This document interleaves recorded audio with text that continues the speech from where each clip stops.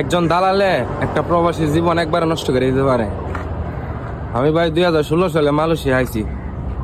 আমার দালালে কইছে কেএল শহরে আমার প্যাকেটিং এর কাজ, তুমি মাস শেষে খায়া দেয়া বাড়িতে 50-60 হাজার টাকা পাঠাইতে পারবা।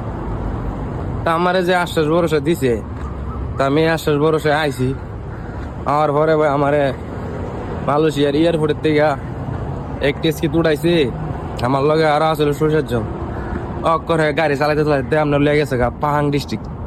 ক্যামেরা হাইলেন, ক্যামেরা লেন নিচে হেনে না আছে নেট, না আছে কোনো সুযোগ সুবিধা। পরে হেনতে আমার কোম্পানির ভিতরে নিচে ভাই অনেক পাহাড়ের উপরে যেন বৃষ্টি হওয়া, মানে এনে রোদ উঠবে না, 30 দিনই বৃষ্টি।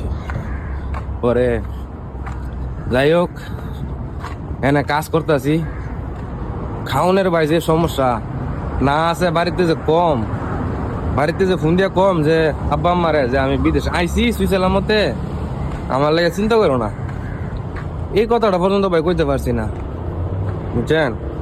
পরে কি করবো চিন্তা ভাবনা কইরা, পরে খাওনের সমস্যা, ঘুমানোর সমস্যা, পরে আপনার ঠান্ডা পানি গোসল করতে পারি না।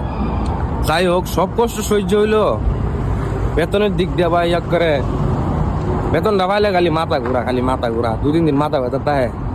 ওই বেতন দেখো তো প্রথম মাসে পাইছি 800 টাকা, এর পরের মাসে পাইছি 1200, আপনার 28 মাস গেলে ভাই 1150 টাকা। তে ভাই জীবনও ভাই দালালের কথা বিশ্বাস কইরা নিজের জীবনটা শেষ করেন না।